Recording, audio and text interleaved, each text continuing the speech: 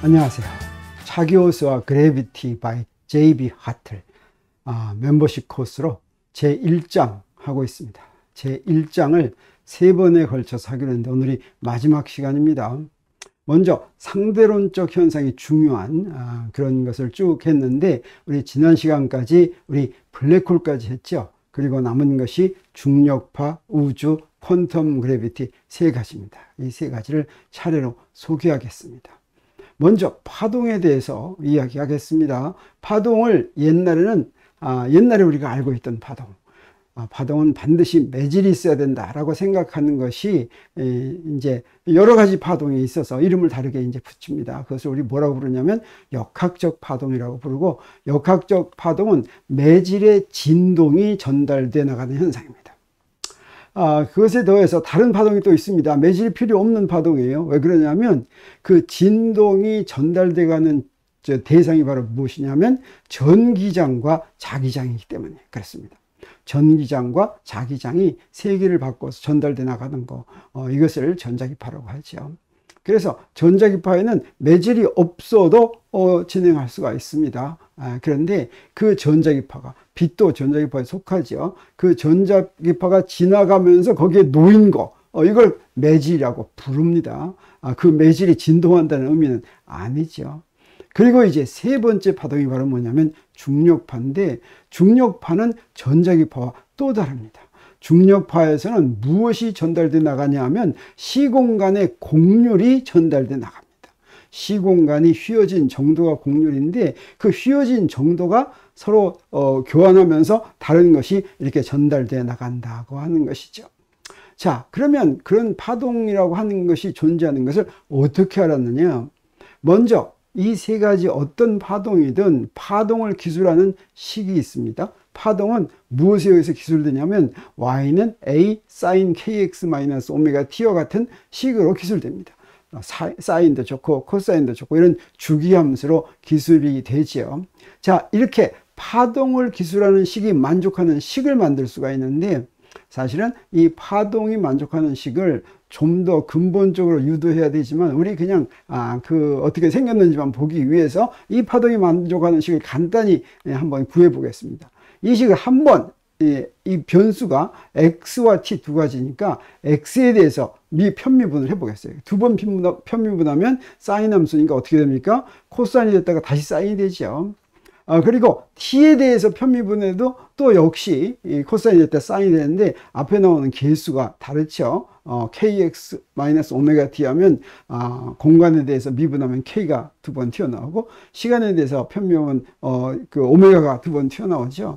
그래서 이거 k제곱과 오메가 제곱으로 나누면 다 똑같은 sin kx 빼기 오메가 t니까 그 둘의 차이가 0이다 라고 하는 것을 우리 식으로 만들 수가 있습니다. 이렇게 미분 방정식을 하나 얻는데 요거 한 단계 더 가겠습니다. 양변의 k제곱을 곱하면 이 오메가 제곱분의 k제곱은 바로 뭐가 되냐면 이 k하고 오메가는, k는 파수라고 하는 것이고 오메가는 각진동수라고 하는 것이죠. 이게 그 파동의 속도를 파장 나누기 주기로 쓸 수가 있는데 그 각속도와 파수로도 이 속도를 또 표시할 수가 있습니다. 그러면 그것이 k분의 오메가가 돼가지고 이 파동 방정식에 있는 오메가 제곱분의 k제곱은 그게 바로 뭐가 되냐면 v제곱분의 1이 됩니다. 이게 이제 파동 방정식인데, 파동 방정식은 이렇게 위치에 대해서 2번 미분한 것과 시간에 대해서 2번 미분한 것을 빼는데 그 앞에 여기에 이렇게 파동의 속력의 제곱분의 1이 딱 있는 이 방정식, 이걸 파동 방정식이라고 하고, 무엇이 이 방정식을 만족하면 그것이 파동 현상이다, 이렇게 우리가 얘기하는 것입니다. 이 전자기파를 알게 된 것과 중력파를 알게 되는 과정이 비슷하기 때문에 우리 전자기파와 중력파를 함께 한번 비교하면서 설명하겠습니다. 전자기파는 어디서부터 나왔냐면 사실은 맥스웰 방정식이란 무엇입니까? 전자기학의 법칙들, 전자기학 법칙들이 200년에 걸쳐서 하나씩 이렇게 알려졌죠. 쿨롱 법칙, 비오사바르 법칙, 패러데이 법칙, 이런 것들이 알려졌는데, 이런 전자기학의 기본 법칙을 맥스웰이 4개의 식으로 이렇게 표현했습니다. 특히 4개의 미분 방정식으로 표현했는데, 미분방 정식은 어떻습니까? 종속 변수를 푸는 것이 목표죠. 이 네 개의 방정식을 가지고 종속 변수가 하나가만, 이게 지금 여기서 종속 변수는 전기장과 자기장인데 이 연립 미분 방정식이니까 이걸 풀려면 어떻게 해야 됩니까? 둘 중에 하나를 소거해야 되죠. 그래서 전기장이나 자기장을 하나 소거해 가지고 전기장에 대한 식 또는 자기장만에 대한 식으로 만들었더니 어떤 식이 나왔냐면 이렇게 생긴 식이 나왔는데, 이게 바로 파동 방정식입니다. 앞에 라플라시안 델 제곱에 바로 무엇이 들어있습니까? x로 두 번 미분하고 y로 두 번 미분하고 위치에 대해서 두 번 미분한 게 들어있죠. 그리고 특히 요 앞에 시간으로 미분한 거 앞에 있는 뮤제로 입실론제로 요 곱한 거, 이게 바로 c제곱분의 1과 같은데 요게 바로 이 파동의 속도에 해당하는 것이죠. 바로 이런 식을 얻었기 때문에 맥스웰이 맥스웰 방정식으로 전기장과 자기장을 구하려다가 이런 식을 얻어서 전기장과 자기장이 파동처럼 존재할지도 모른다 라고 예언을 한 것입니다. 그래서 전자기파는 이론적으로 먼저 맥스웰에 의해서 예언됐다라고 하는 것을 우리 잘 알고 있죠. 중력파도 이것과 비슷합니다. 중력파는 일반 상대성 이론의 기본 방정식이 아인슈타인의 장방정식인데, 아인슈타인의 장방정식의 종속 변수는 바로 뭐냐면 저기에 있는 G 뮤뉴 매트릭 텐서라고 하는 것입니다. 매트릭 텐서는 공간이 시공간이 어떻게 휘어져 있는가 하는 것을 보이는 식인데, 이 매트릭 텐서를 공간을 휘어지게 하는 질량 분포가 굉장히 작다고 할 때 근사적으로 어떻게 쓸 수가 있느냐면 에타 뮤뉴, 이 에타 뮤뉴는 휘어지지 않은 공간에, 다시 말하면 민코프스키 공간의 매트릭 텐서입니다. 거기에 약간 그 변화가 있다고 생각하면 그때 이 H 뮤뉴가 만족하는, 자, 요 식을 G 뮤뉴는 에타 뮤뉴 더하기 H 뮤뉴라고 놓고 이걸 집어넣고서 요게 H 뮤뉴가 매우 작다는 걸 이용할 것 같으면 이런 식이 나오는데, 이 식이 바로 무엇입니까? 또 파동 방정식하고 똑같죠. 그리고 여기 속도 부분에 바로 무엇이 있습니까? C제곱분의 1이 있죠. 그래서 중력파도 바로 이렇게 속도가 광속과 같은 그런 파동이다 라고 하는 것을 이렇게 알게 된 것입니다. 바로 이 식을 가지고 중력파가 존재할 것이다 이렇게 예언을 하는 것입니다.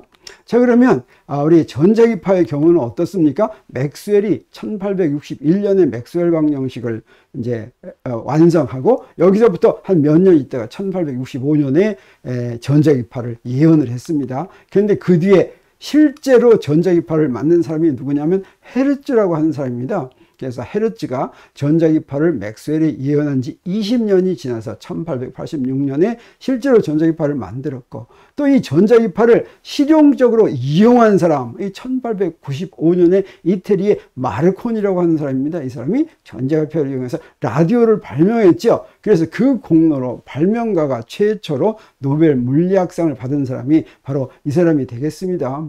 그러면 중력파는 어떻습니까? 중력파는 아인슈타인의 일반 상대성 이론이 언제 완성이 됐습니까? 1915년이죠. 근데 바로 1916년에 아인슈타인의 장방정식에 의하면 중력파가 존재할 것이다 라고 하는 것을 알았고, 이때 중력파를 예언을 했습니다. 그런데 이 중력파는 만들기도 어렵고 만드는 건 진짜 어렵습니다.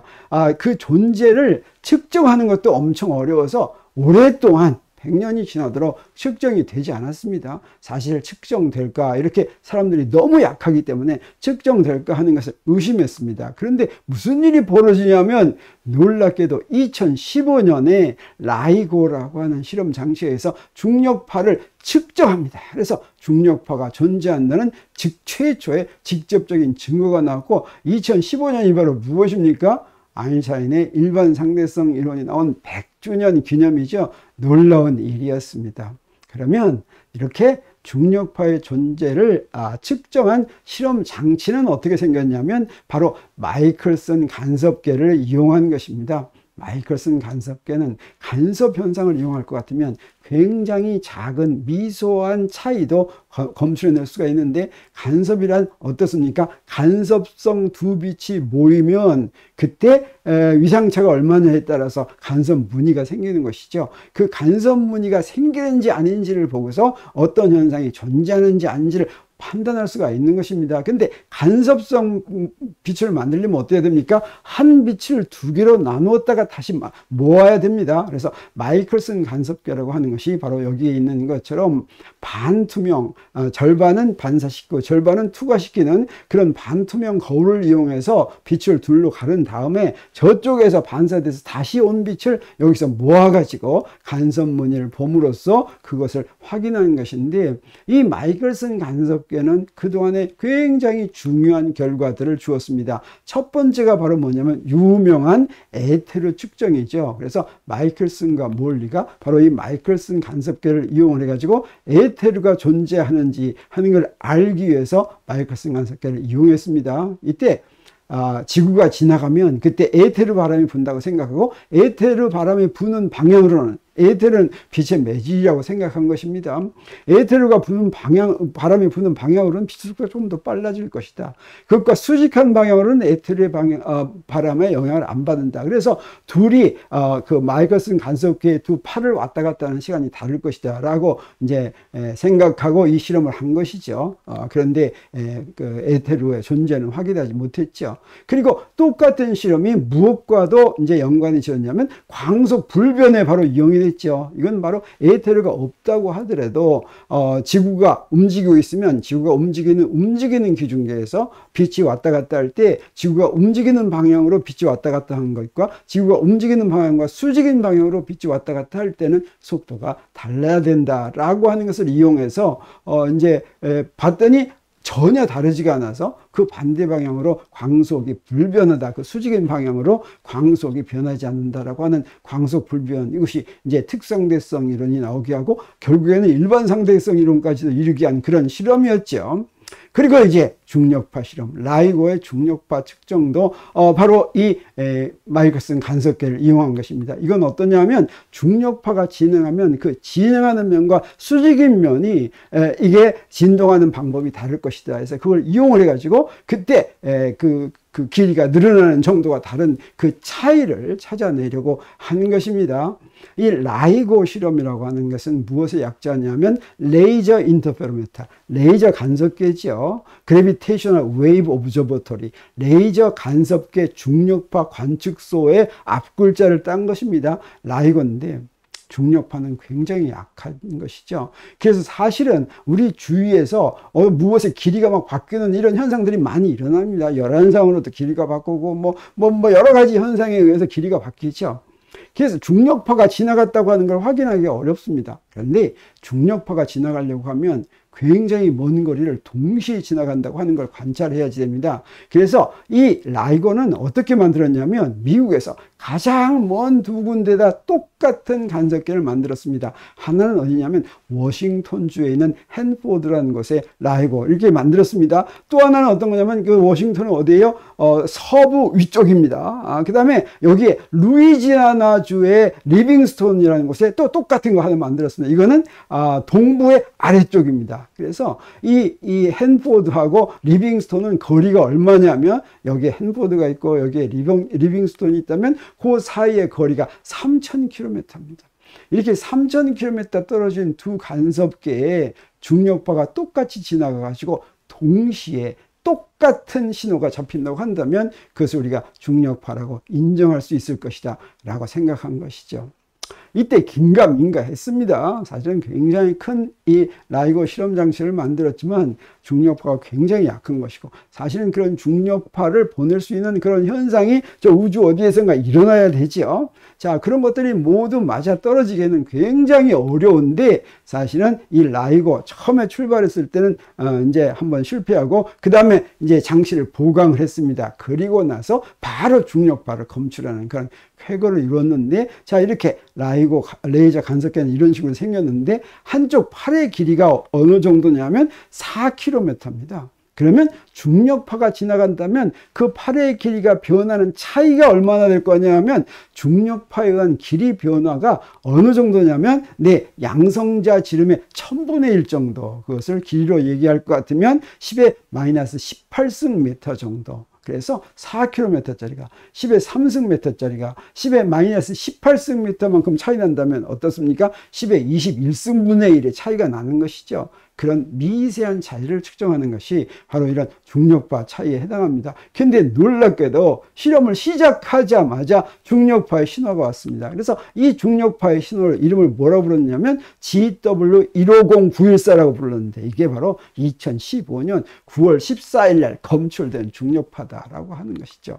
봤더니 리빙스톤과 핸포드에서 측정한 것이 지금 여기에 파형처럼 완벽하게 똑같은데 두 신호가 도착한 시간이 약간 차이 났습니다. 얼마? 0.007초 차이 나는데 그게 바로 어떤 시간이냐면 거기 핸포드하고 리빙스톤의 거리가 3000km라고 그랬죠. 3000km를 빛의 속도로 가는데 걸리는 시간이 바로 0.007초 딱 똑같았다라고 하는 것이죠.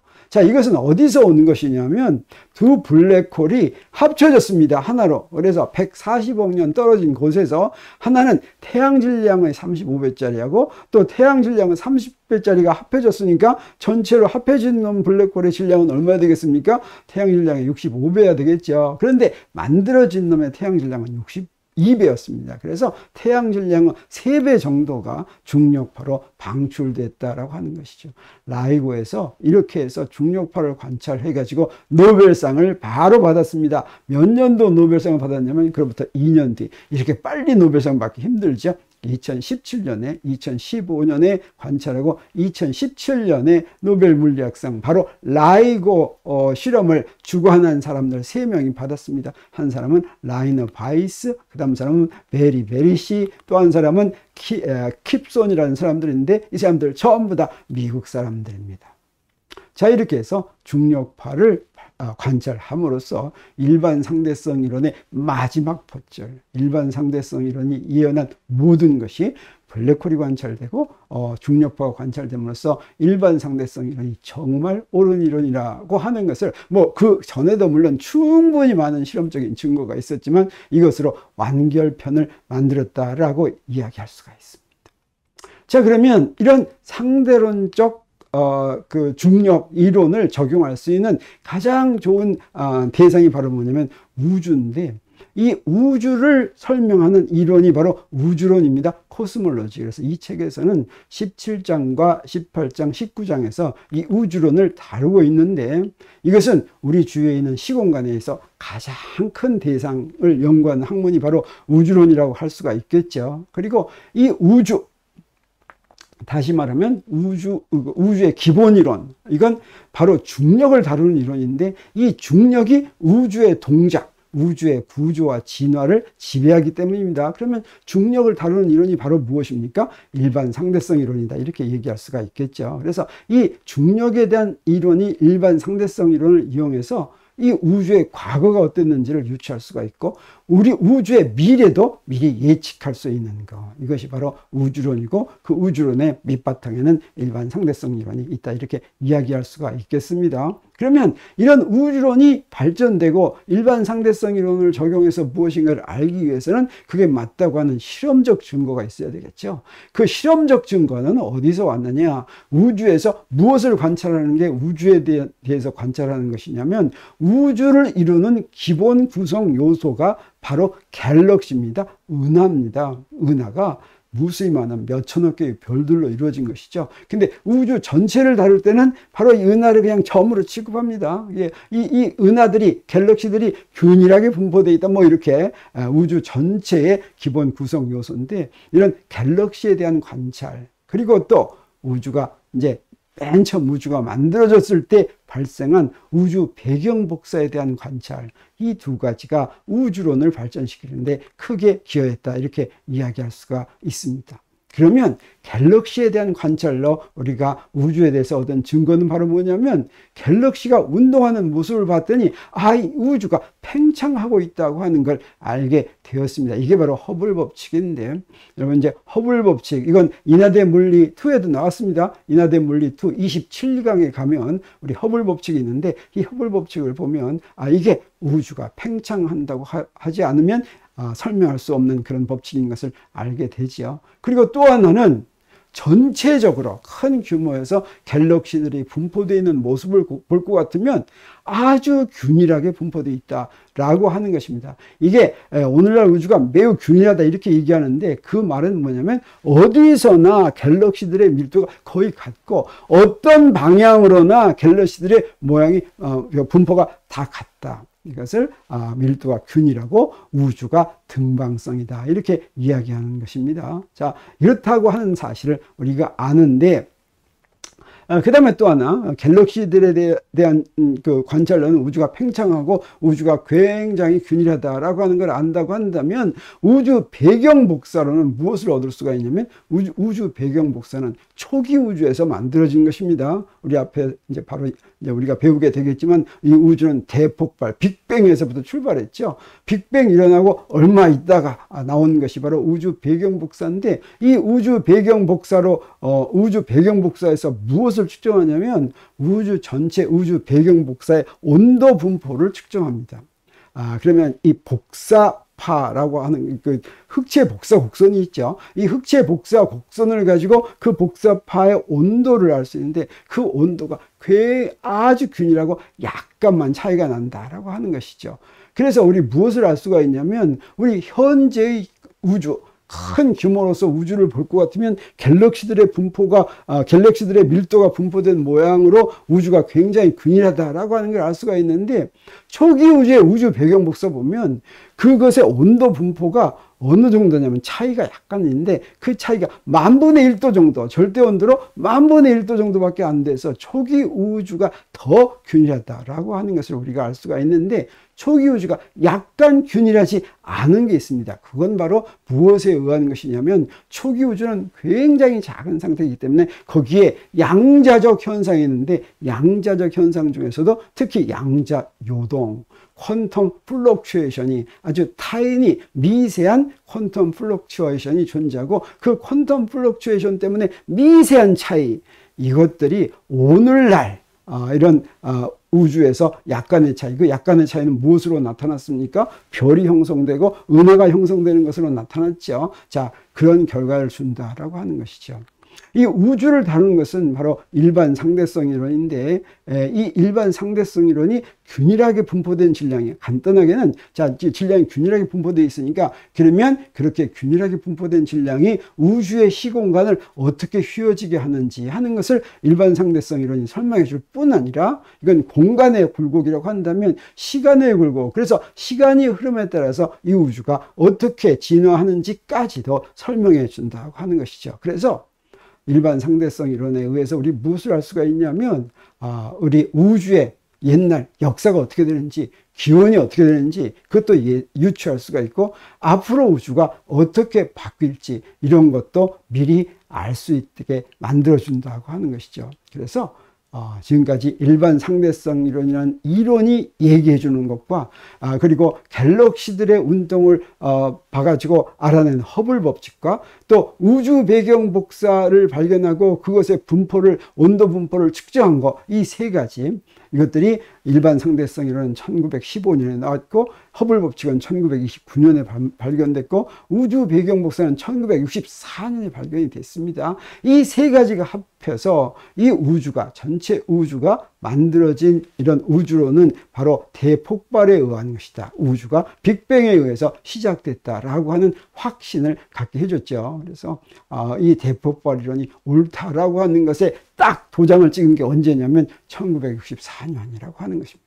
1915년에 일반 상대성 이론이 나왔는데 그로부터 근 50년이 지난 뒤에 사실은 아인슈타인 자신도 대폭발 이론이 우주의 그 기원에 대한 이론일 줄은 상상을 사실은 당시에는 못했다고 합니다.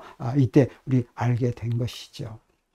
빅뱅은 어떻습니까? 빅뱅은 어떤 상태냐면 밀도가 무한하고 압력이 무한하고 그 다음에 시공간의 곡률이 무한히 큰 그런 특이 순간 싱귤러 모멘트다라고 얘기합니다. 특이 순간은 연속적이지 않아서 그 이전은 우리가 알 수 없는 그런 상태, 그런 대상을 우리가 특이점이다, 특이 순간이다. 우리 이렇게 이야기합니다. 그런데 빅뱅에서 초기에는 그 밀도가 굉장히 균일하지만 양자 요동 때문에 미세한 변화가 있다고 그랬죠. 그 미세한 변화가 오늘날 우리가 보는 별이나 갤럭시의 분포를 만들었다 이렇게 얘기할 수가 있습니다. 그래서 우주의 큰 규모의 성질, 지금 우리가 발견하는 성질이 사실은 우주 초기의 성질로 이미 결정이 되는데 그 우주 초기를 어떻게 설명하냐면 중력 물리학하고 입자 물리학 두 가지가 서로 상호적으로 해서 동작해서 우리가 설명하는데, 그때 이미 초기 우주에서 이미 결정된 것들로 무엇이 있냐면 물질과 반물질의 존재비라든가 물질과 전자기파, 중성미자, 그 다음에 중력파 사이에 어떻게 존재하는가, 또 화학 원소들 사이의 존재비, 이런 것들을 이미 미리 알 수 있다고 하는 것입니다. 자, 그러면 마지막으로 퀀텀 그래비티에 대해서 이야기하겠습니다. 우리 이 책에서는 무엇을 배운다고 했습니까? 클래시컬 그래비티, 클래시컬 그래비티는 일반 상대성 이론이라고 했죠. 이 책 전체에서 다루는데 퀀텀 그래비티를 다루는 챕터도 하나 있습니다. 그게 어디냐면 13장입니다. 자, 퀀텀 그래비티는 어떤 경우입니까? 양자적 현상이죠. 근데 양자적 현상이 중요해지는 것을 결정짓는 상수가 하나 있습니다. 그게 바로 무엇이냐면 플랑크 상수입니다. 이 플랑크 상수 맨 처음 알아낸 게 바로 무엇입니까? 플랑크의 양자 이론이죠. 그래서 어떤 것의 스케일이 플랑크 상수와 연관이 있으면 그건 바로 미시세계에 속한 것이다 이렇게 얘기할 수가 있는데, 그 양자 현상이라고 한다면 그런 양자 현상의 중력까지도 중요해지는 현상, 그게 바로 양자 중력 현상입니다. 그냥 우리가 원자 내부라든가 원자 핵 내부라든가 이런 데서는 중력의 효과는 없습니다. 왜 그렇습니까? 거기에서는 질량이 굉장히 작고 중력 상호작용이 워낙 약하기 때문에, 무엇에 비해서? 전자기력이나 강력이나 양력에 비해서 굉장히 약하기 때문에 중력의 영향이 없지요.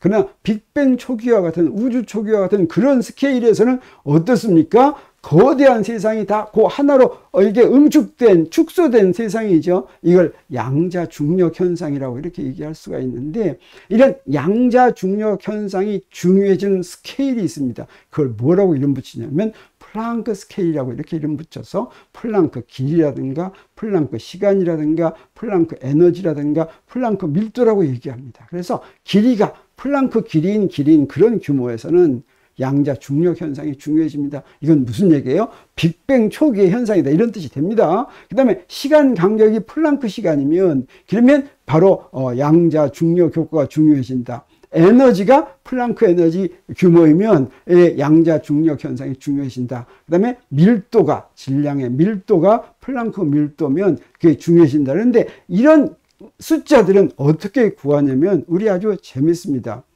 우리 플랑크 상수와 그 다음에 만율력 상수와 광속, 이 세 개만 가지고 길이 차원을 만들면, 곱하고 몇 개에서 곱하고 나누고 합니다. 그래서 길이 차원을 만든 양을 만들면 그렇게 해서 숫자를 집어넣어서 구하는 것이 바로 플랑크 길이가 됩니다.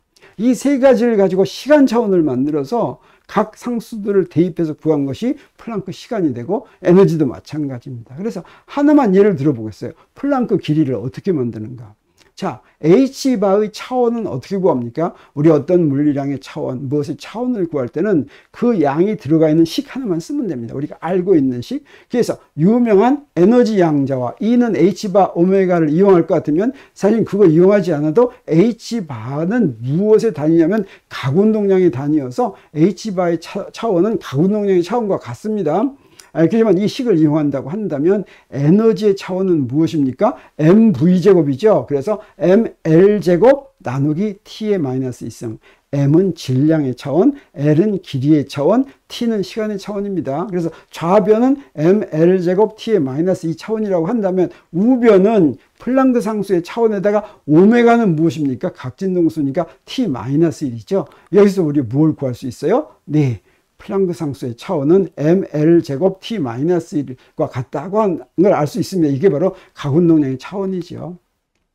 그 다음에 만유인력 상수의 차원 구할 때는 우리가 잘 아는 그냥 뉴턴의 만유인력 법칙을 쓰면 되겠어요. 그러면 여기에 양변의 차원을 이렇게 써가지고 만유인력 상수의 차원을 구하면 이제 이렇게 나옵니다.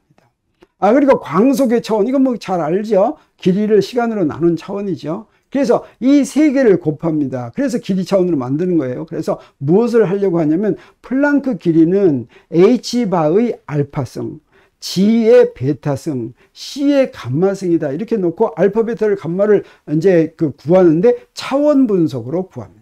차원 분석으로 구한다고 하는 것은 양변의 차원을 비교하는 것이죠. 그래서 이렇게 써놓고서 h바의 차원을 집어넣고 그 다음에 중력, 만일력 상수의 차원을 집어넣고 광속의 차원을 집어넣습니다. 그래서 양변의 차원을 비교하면 길이의 차원은 어떻게 됩니까? 네, 좌변은 1이죠. 우변은 길이의 차원이 맨 첫 번째 플랑크 상수에서는 2알파, 그 다음에 만일력 상수에서는 길이가 3이 저기가 있죠. 그게 3베타, 그 다음에 광속에서는 감마 이렇게 되죠. 그리고 여기에 질량 차원에서는 또 이렇게 식을 구하고 또 이렇게 시간 차원에서 식을 구하면 식이 3개니까 우리 알파, 베타, 감마를 구할 수가 있습니다. 먼저 쉽게 구할 수 있는 게 1식하고 3식을 더하니까 알파와 베타에 대한 식이 나오죠. 그리고 2식이 알파와 베타에 대한 식이니까 두 개를 곱하면 알파는 2분의 1, 베타는 2분의 1이라는 걸 우리가 알게 되고, 요것을 어디다 대입합니까? 아무 데다 대입해도 좋겠어요. 뭐 1식에 대입하면 감마는 마이너스 2분의 3이라고 하는 것을 아니까 플랑크 길이는 알파, 베타, 감마를 대입하면 어떻게 돼요? C 3승분의 H바 G의 루트를 씌운 것과 같다고 하는 걸 알고, 여기다가 플랑크 상수, 만일력 상수 이런 걸 대입하면 그 값이 얼마가 되냐면 1.62 곱하기 10의 마이너스 33승 센티미터가 됩니다. 이건 내가 계산 안 하고 그냥 책에 있는 거 그대로 썼는데 1.6식에 있죠. 계산하더라도 이렇게 나오리라고 믿습니다. 자, 그래서 이거 얼마나 작습니까? 플랑크 길이는 10의 마이너스 33승 센티미터. 플랑크 시간은 5.39 곱하기 10의 마이너스 44승 초입니다.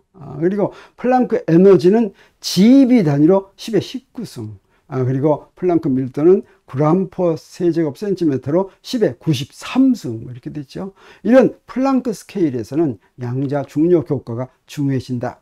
그리고 이 영역에서는 아인슈타인의 클래시컬 시어리 오브 그래비티, 다시 말하면 일반 상대성 이론은 여기서는 성립하지 않는다라고 하는 것이고, 여기는 반드시 퀀텀 시어리 오브 그래비티를 적용을 해야지 된다고 하는 걸 우리가 알 수가 있겠습니다. 그리고 퀀텀 시어리 오브 그래비티하고 클래시컬 시어리 오브 그래비티는 어떤 관계에 있느냐면, 퀀텀 시어리 오브 그래비티를 그래서 스케일을 더 크게 만들 것 같으면, 그러면 클래시컬 시어리 오브 그래비티, 다시 말하면 일반 상대성 이론이 나와야 되겠죠. 우리 양자역학에서도 양자역학의 스케일을 크게 만들면 뉴턴 역학이 나오는 것처럼 그렇게 퀀텀 시어리 오브 그래비티의 클래시컬 리밋은 바로 일반 상대성 이론이다 라고 하는 것을 우리 알 수가 있습니다. 그러면 퀀텀 시어리 오브 그래비티가 필요한 것은 어디냐면 여기에 적용되는 영역이 딱 두 가지가 있습니다. 하나는 뭐냐면 우주가 시작한 빅뱅입니다. 이 빅뱅에 대해서는 17장, 18장, 19장에서 다룬다고 합니다. 또 하나는 뭐냐면 블랙홀의 양자 증발, 퀀텀 이베포레이션인데, 이걸 설명하려면 퀀텀 그래비티가 필요하다고 하는 것이죠. 그래서 블랙홀에서는 아무것도 못 나온다고 생각했는데 여기에 양자역학이 혼합되니까 퀀텀 이베포레이션이, 양자 증발이 가능하다라고 하는 것을 우리 알게 되었습니다. 그래서 이 퀀텀 그래비티가 최신 물리, 요새 하는 물리 최신 연구에서도 사용이 되는데, 여기에 딱 두 가지가 있습니다. 중력을 포함한 기본 상호작용의 통합된 이론, 그걸 유니파이드 시어리라고 하죠. 이런 통합 이론을 하는데 중력을 포함시켜야 되기 때문에 퀀텀 그래비티가 반드시 필요합니다. 자, 이런 이론은 어디에서 이용이 되냐면 플랑크 에너지 스케일에서. 그때는 우리가 지금 기본 상호작용이 4가지가 있다고 하죠. 근데 퀀텀 에너지 스케일에서는 이 4가지 상호작용이 다 하나로 통합되는 그런 스케일이다, 이렇게 이야기할 수가 있습니다. 그리고 우주의 양자 초기 조건에 대해서 연구하는 데서도 퀀텀 그래비티가 반드시 필요하다고 하는 것이죠. 우주 양자의 초기 조건은, 우주의 양자 초기 조건은 바로 뭐겠습니까? 이 거대한 우주가 우주 초기에서는 뭐예요? 아주 작은 빅뱅 상태의 아주 작은 그런 스케일로 전부 축소된 것이죠. 그래서 빅뱅이 일어난 초기 우주에서는 큰 세계와 작은 세계가 함께 존재하죠. 그때는 가장 큰 시스템이 가장 작은 크기로 축소돼서 가장 높은 에너지로 도달한 그런 상태입니다. 이런 데서는 이런 데를 연구하려면 퀀텀 그래비티가 반드시 필요하다고 하는 것입니다. 자, 그래서 이렇게 해서 1장을 전부 마무리했습니다. 우리 다음 시간에는 우리 J.B. 하틀의 그래비티 책의 제2장을 공부하기로 하겠습니다.